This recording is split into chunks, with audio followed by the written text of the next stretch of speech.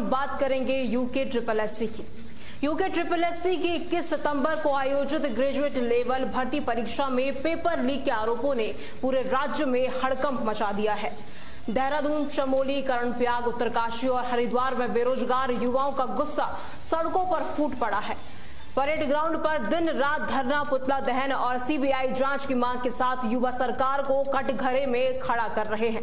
बेरोजगार संघ ने सरकार की कार्रवाइयों को मीठी टॉफी करार देते हुए परीक्षा रद्द करने और दोषियों पर सख्त कार्रवाई करने की मांग की है। बेरोजगार युवा नेता बॉबी पवार ने कहा कि पुष्कर सिंह धामी सरकार हर वादे करती है, लेकिन पेपर लीक रुकता ही नहीं है। ये भर्ती प्रक्रिया का मखौल है। पुलिस ने धारा 163 के तहत प्रतिबंध लगाए, लेकिन युवा डटे रहे, नारे लगाते हुए पेपर लीक, धामी वीक। वहीं उत्तराखंड में युवाओं के इस प्रदर्शन को देखते हुए हरिद्वार के एक परीक्षा सेंटर में ड्यूटी पर तैनात मजिस्ट्रेट के एन तिवारी की लापरवाही सामने आई है। तिवारी को तत्काल प्रभाव से निलंबित कर दिया गया। यही नहीं, मुख्यमंत्री पुष्कर सिंह धामी ने पेपर लीक को लेकर नकल जिहाद तक करार दे दिया और कहा कि दोषियों को किसी भी कीमत पर बख्शा नहीं जाएगा। सरकार ने रिटायर्ड हाईकोर्ट जज की निगरानी में एसआईटी गठित तो की है, जो 1 महीने में अपनी रिपोर्ट सौंपेंगे, लेकिन अभी तक हाईकोर्ट के जज का नाम सामने नहीं आया है। ये पहली बार नहीं है जब यूके ट्रिपल एससी की भर्ती प्रक्रिया सवालों के घेरे में है। 2021 में भी पेपर लीक का मामला सामने आया था, जिसमें हाकम सिंह जैसे तमाम लोग शामिल थे। युवा सरकार पर सिस्टमैटिक फेलियर का आरोप लगा रहे हैं। सरकार पर दबाव बढ़ रहा है कि वो जल्द परीक्षा रद्द करे या लीक की उच्च स्तरीय जांच कराए।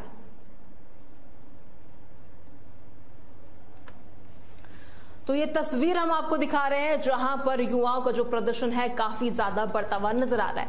देहरादून, उत्तरकाशी, चमोली, कर्णप्रयाग ऐसे तमाम क्षेत्र है जहां पर युवाओं का गुस्सा काफी ज्यादा बढ़ रहा है। वजह सिर्फ एक है, यूके ट्रिपल एससी का पेपर आउट।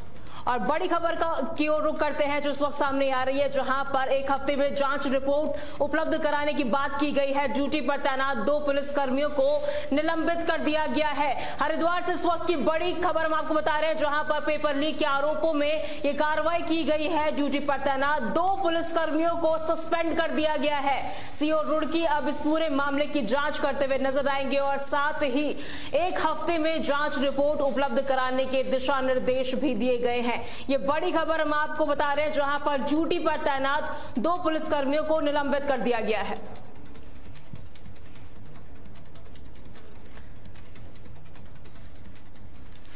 अब सीधा पैनल की ओर रुख कर लेते हैं, जहां पर जो हमारे तमाम गेस्ट हैं वो भी मौजूद हैं और उनसे भी बातचीत करेंगे और उनसे भी जानेंगे किस तरीके से यहां पर यूके ट्रिपल एससी पेपर जो आउट हुआ है, आरोप इसके लगे हैं, उनसे भी बातचीत करेंगे और लंबी डिबेटिंग इस पे करेंगे। और हमारे साथ कमलेश रमन, प्रवक्ता बीजेपी के, जुड़ चुके हैं और वहीं शांति प्रसाद भट्ट, प्रवक्ता है यूकेटी के और चैनल हेड वकील अहमद भी हमारे साथ जुड़े हैं। बहुत बहुत स्वागत है आप सभी गेस्टों का तहलका डिजिटल पे। शुरुआत करते हैं शांति प्रसाद भट्ट से, जो कि यूकेटी के प्रवक्ता हैं। शांति प्रसाद भट्ट जी, 25 साल हो गए उत्तराखंड को, युवाओं का सपना पूरा हुआ या नहीं हुआ, क्या कहेंगे आप?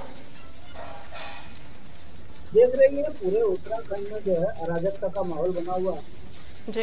नौजवान जो अपनी सरकार से ये उम्मीद कर रहे थे कि सही परीक्षाएं कराएंगे और नौजवानों को रोजगार देंगे, जब सरकार के नुमाइंदे ही इन घोटालों में संलिप्त हैं, तो हालात आपके सामने, हर परीक्षा जो है लीक हो रही है और मजबूरन नौजवान बच्चों के रोजगार पर डाका पड़ रहा है। ऐसी स्थिति में 21 सितंबर को हरिद्वार में जो परीक्षा कराई गई, उसमें सरेआम जिस तरीके से परीक्षा केंद्र से पेपर बाहर आए, वो ये बताता है कि भारतीय जनता पार्टी के कार्यकाल में ये काम रुकने का नाम नहीं ले रहे। जो सूत्र बता रहे हैं कि स्कूल भाजपा के किसी धर्मेंद्र चौहान का है जहां ये परीक्षा हुई, और जिस तरीके से मोबाइल परीक्षा केंद्र के अंदर गया, उससे साफ पता चलता है कि यहाँ पर परीक्षा केंद्र में जांच बिल्कुल सही तरीके से नहीं हुई, जबकि महिलाओं के नाक की नथनी से लेके गले के लॉकेट तक उतार दिए जाते हैं, ये कहकर कि ये संदेह के घेरे में रहता है इससे परीक्षा। ऐसे में जो आज के अखबारों के माध्यम से मुझे पता चला है कि अब पुलिस की जो एक थ्योरी आई है सामने कि खालिद नाम का अपराधी रात के अंधेरे में दीवार टपके पहले मोबाइल छुपा गया, तो वहाँ पर परीक्षा केंद्र में सुरक्षा कर्मी क्या कर रहे थे। जो स्टोरी है ये गले से नीचे नहीं उतर रही है, और जिस तरीके से परीक्षा जिसको उसके फोटोकॉपी करके भेजा, उसने उसका आंसर हल करके वापिस उसको व्हाट्सएप किया, मगर पुलिस कह रही है कि उसको देखने का मौका नहीं मिला इसलिए उसने नकल नहीं करी। ऐसा प्रथम दृष्टया जांच में निकल कर आया है। अब हमारा सवाल ये होता है खड़ा किया हुआ कि यदि उसने नकल के दृष्टिकोण से मोबाइल का इस्तेमाल किया तो बताइए, जब उसने पेपर आउट तो कर दिया, क्या वो नकल नहीं कर सकता था? यहाँ पर सवाल खड़ा हो रहा है कि पुलिस की जो प्रथम जांच है वो संदेह के घेरे में आ रही है। हमारा ये कहना है कि वहाँ के सीसीटीवी कैमरे, वो उस पर पुलिस क्यों कुछ नहीं बोल रही है? धर्मेंद्र चौहान, उसके ऊपर क्यों पुलिस कार्रवाई नहीं कर रही है? वो तो उस जगह का पूरा समन्वयक था। कहने का मतलब है नौजवान बच्चों के रोजगार पर जो डाटा। कमलेश रमन जी भी हमारे साथ जुड़े हैं, प्रवक्ता है बीजेपी के। कमलेश रमन जी, देखिए तमाम आरोप लग रहे हैं, ऐसे में सरकार किस तरीके से जवाबदेही तय करेगी? कमलेश रमन जी, देखिए मुख्यमंत्री जी ने अपनी पहले ही सारी चीजों को क्लियर कर दिया है और उन्होंने बिल्कुल सख्त रुख अपनाते हुए उनके खिलाफ कार्रवाई करी है, जहां पर ये जिस परीक्षा केंद्र में ये घटना घटी है। मुझे लगता है कि ये पुष्कर सिंह धामी जी की ही सरकार है, उनकी सरकार में ही पारदर्शिता से अगर कोई गलत करता हुआ पाया जाता है तो जेल की सलाखों के पीछे भी जाता है। अगर हम पूर्ववर्ती थोड़ी सी नजर दौड़ाएंगे तो आप देखेंगे कि पहले संरक्षण दिया जाता था ऐसे लोगों को, लेकिन आज वो चाहे बड़ा हो, छोटा हो, रसूखदार हो, वो कोई भी हो, पुष्कर सिंह धामी जी की सरकार में गलत करेगा तो जेल की सलाखों के पीछे जाएगा, उसको सजा मिलने का काम होगा। पर अब मैं आती हूँ ये इस बात पर कि जो हमारा ये प्रकरण हुआ है, क्यों हुआ, क्या हुआ। देखिए कहीं ना कहीं आप अगर कहीं तक भी दूर तक नजर दौड़ाएंगे और चारों तरफ देखेंगे तो इसमें साजिश की बू आती है। और अभी इसमें जांच हो जाने दीजिए, जांच में पता लग जाएगा। जब ये दर प्रतिदर जब खुलेंगे, सारे पत्ते खुलेंगे तो पता लगेगा कोई किसके तार कहाँ से जुड़े हुए थे। क्या वही लोग तो इसमें शामिल नहीं है जो आज इतना हा हुल्ला मचाने के काम कर रहे हैं? क्या ये वही लोग तो इसमें शामिल नहीं है? इस नकल विरोधी कानून को जो कठोर कानून बनाया पुष्कर सिंह धामी जी का, इसको फेल करने की जो साजिश रची जा रही है, क्योंकि उन्हीं के साथ तो ये अन्याय मैं उसी बात पर आ रही हूँ। देखिए हमारे प्रदेश के जो बच्चे हैं वो बहुत ही एक जो कहते हैं ना सच्चे मन के, सच्चे दिल के बच्चे हैं। उनके साथ अगर इस तरह की कोई घटनाएं घटी जाएंगी या उनके भविष्य के साथ खिलवाड़ होगा तो क्या आपको अंदाजा लगता है कि कोई भी सरकार हो वो उन बच्चों के साथ खिलवाड़ होने देगी? जो गलत करेगा वो जेल की सलाखों के पीछे जाएगा। पर कहीं ना कहीं आज बच्चों की भावनाओं को भड़काने का काम हो रहा है। कहीं ना कहीं ये साजिश रची जा रही है कि हम युवाओं को गुमराह करके अपनी राजनीतिक रोटियां सेक लें, हम कहीं ना कहीं एक अच्छे ओहदों पर पहुंचने का काम करें। वो आप समझ सकते हैं कि पहले भी इस आंदोलन में जो आंदोलन चल रहा है, ये जो आंदोलन चल रहा है, मुझे 10 सेकंड दीजिएगा। ये जो आंदोलन चल रहा है, कौन लोग कर रहे हैं ये आंदोलन? वो लोग जो चुनाव लड़ चुके हैं, जिनकी महत्वाकांक्षा आगे बढ़ चुकी है, जिनकी स्वार्थ की पूर्ति अभी पूरी नहीं हुई है। उसके चाहे लोकसभा से ले लीजिए, विधानसभा की लोगों की जो तैयारियां हैं वो कहीं ना कहीं इस आंदोलन की साजिश का हिस्सा दिखाई दे रही है। आज युवाओं को आप गुमराह करके उनका जो आप वक्त वहाँ खराब कर रहे हैं, वो पेपर की तैयारी कर रहे हैं, वो एग्जाम की तैयारी कर रहे हैं, और आप उनका यहाँ पर समय खराब करके उनका भविष्य खराब कर रहे हैं। और आंदोलन में और अपनी बात को आगे रखना, मैं आरोप नहीं लगा रही हूँ। मैंने तो अभी आपका भी बयान सुना था शांति प्रसाद जी, आपने भी एक बयान दे रखा है कि बॉबी पवार जो यहाँ पर आए हैं वो कितने बच्चों को नौकरी लगाएंगे। वो मैंने तो आपका भी बयान सुना है किसी चैनल पर। तो आप कहाँ पर है? आप दोहरा चरित्र रखकर चैनल पर बैठते हैं।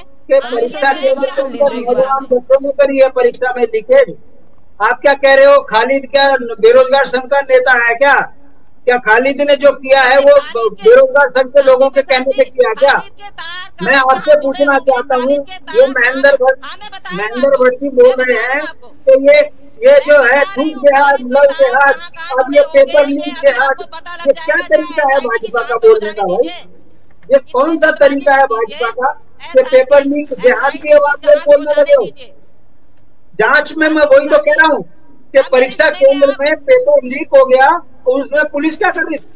परीक्षा केंद्र में बैठे वो कर्मचारी क्या कर रहे थे? अब आप मेरी सुनेंगे शांति प्रसाद जी। एक एक करके बोलिए, कहाँ जुड़े हैं खालिद के तार, कहाँ जुड़े हैं? जरा एसआईटी की जांच हो जाने दीजिए, आपको भी पता लग जाएगा, दूध का दूध और पानी का पानी। और पुष्कर सिंह धामी जी की सरकार में आप ये नहीं कह सकते कि वो लोग संरक्षण में हैं। उन लोगों को जेल हो रही है, वो लोग पकड़े जा रहे हैं, आज भी सस्पेंड हुए हैं, अधिकारी भी हुए हैं, कर्मचारी भी हुए हैं, कमलेश रमन जी, हाकम सिंह तो दोबारा पकड़ा गया ना, तो जेल से बाहर छूट के दोबारा से पकड़ा जाता है पेपर होने से एक दिन पहले।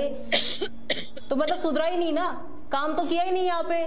देखिए विजय जी, एक बात बताइए मुझे, ये तो कानून का काम है, वो कब किसको छोड़ते हैं? ये तो हमारे कानून के ऊपर भी अगर आप आक्षेप लगाएंगे, ये तो कानून की अवधारणा जो चल रही है। अगर कानून किसी को जमानत दे रहा है तो उस पर सरकार क्या करेगी? अगर जमानत मिली है और उसने दोबारा वो जेल गया है ना, जिसकी आप बात कर रहे हैं कि 13 महीने बाद वो जेल से वापस आया, वो जेल गया है दोबारा, गलत करेगा। इस प्रदेश के अंदर युवाओं को गुमराह करके जो लोग उनका भविष्य खराब करेंगे, पुष्कर सिंह धामी जी की सरकार उनको नहीं छोड़ेगी, किसी कीमत पर नहीं छोड़ेगी, ये आप विश्वास कर लीजिए सरकार के ऊपर।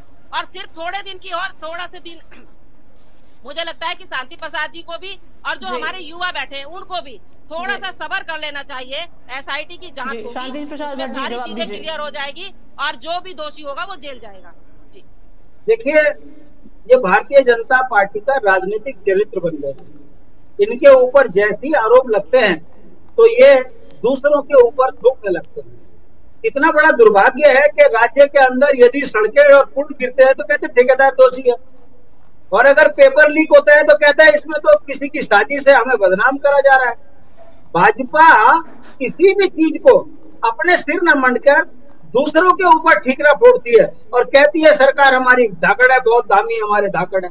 मैं पूछना चाहता हूं आपके माध्यम से, अगर ये पेपर लीक हुआ है और सरकार को कोई बदनाम करना चाह रहा है तो क्या सरकार की मशीनरी इतनी कमजोर है जो अपने आप को बदनाम करवाने के लिए इतने लकूने छोड़ रही है? अगर परीक्षा केंद्र से पेपर बाहर आया है तो पेपर लीक हुआ है, मगर ये कौन सा तरीका है कि पेपर तो लीक नहीं हुआ है मगर हाँ 3 पेपर बाहर आए हैं? अरे क्या बोल रहे हो भाई, बोलने से पहले सोचिए। और जब इनको कुछ नहीं सूझा तो महेंद्र भट्ट जी आकर बोल रहे हैं कि ये तो जो है पेपर लीक जिहाद है। अरे भाई तुम थूक जिहाद, लव जिहाद, पेपर लीक जिहाद भी लेकर आ गए। मतलब खालिद का नाम आया, आप लग गए इसे भी जिहाद से जोड़ने। तो हाकम सिंह कौन सा जिहाद है?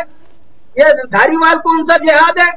ये धर्मेंद्र चौहान जिसका स्कूल है ये कौन सा जिहाद है? उत्तराखंड के अंदर लूट कौन मचा रहा है? तो जिहादी तो आप लोग हो जो उत्तराखंड को लूट रहे हो, जिहादी तो आप लोग हो जो नौजवान बच्चों के सपनों को लूट रहे हो। तो आपसे सरकार क्यों हो रही है? उत्तराखंड को नौजवान लोगों के बच्चों के रोजगार छीन लिए और आपसे जब बनता कुछ नहीं है तो जिहाद पे हाथ लेके चले आते हो। मैं बस बात से पूछना चाहता हूँ, एक दिन पहले एक दिन पहले हाकम सिंह को क्यों गिरफ्तार किया? और अगर एक दिन पहले आपने गिरफ्तार किया तो अब उसके बारे में आप चुप क्यों कह रहे हो कि इसमें जो है खालिद की साजिश है? क्यों इसको जो है तुम एक रंग देना चाह रहे हो जिहाद का? क्यों रंग देना चाह रहे हो? क्यों आप महेंद्र चौहान को गिरफ्तार नहीं, धर्मेंद्र चौहान को गिरफ्तार करते? शांति प्रसाद जी, अब मैं आपको जवाब देना चाहूंगी। जी कमलेश रमन जी जवाब दीजिए। जी जवाब दीजिए। आप इसको मोड़िए मत कि इसको हम जिहाद पर ले जा रहे हैं या किसी विशेष धर्म पर ले जा रहे हैं। देखिए खालिद तो केवल एक मोहरा बना है उन लोगों का जो साजिश रच करके नकल विरोधी कानून को कमजोर बताने की मुख्यमंत्री ने तो ये बयान दिया है ना, वहाँ पर उन्होंने जिहाद का जिक्र तो किया है ना, ये तो कहा है कि नकल जिहाद हो रहा है। तो जो युवा प्रदर्शन कर रहे हैं यहाँ पर, जो प्रदर्शन कर रहे हैं उनकी जवाबदेही कैसे होगी? और यहाँ पर कहीं ना कहीं मुख्यमंत्री ने खुद भाषण में आके ये बोला है यहाँ पे कि नकल जिहाद का उन्होंने जिक्र किया है। बिल्कुल, देखिए जो चीजें सामने दिखाई देंगी, जब हमारे दूसरे लोग उनका मोहरा नहीं बने तो उन्होंने खालिद को मोहरा बना दिया और वो एक मोहरा मात्र है और आपको पता चलेगा भी एसआईटी की जांच में कि तार कहाँ तक जुड़े। मैंने कहा ना आपको, भाई एक बात बताइए आप मुझे, प्रोफेसर अगर कोई पेपर भेजती है तो एक विशेष व्यक्ति को क्यों भेजती है? वो जाकर के पुलिस थाने में या हमारी एसआईटी को या अधिकारी को क्यों नहीं भेजती है? वो इनको ही क्यों भेजती है? आप बताइए। ये सारी चीजें इन्हीं के पास कहाँ से आ जाती हैं? भाई सरकार को, शासन को नहीं पता चलेगी या उन अधिकारियों को नहीं पता चलेगी? तो कहीं ना कहीं तार तो जुड़ते हुए नजर आ रहे हैं। और जो लोग ये कह रहे हैं कि हम उत्तराखंड को नेपाल जैसी स्थिति में लाने की, तो मुझे लगता है कि इस तरह के जो भड़काऊ भाषण या भड़काऊ चीजें हमारे युवाओं के बीच में लाने की कोशिश हो रही है। कमिश्नर मंत्री आपके पास भी आऊंगी। वकील अहमद भी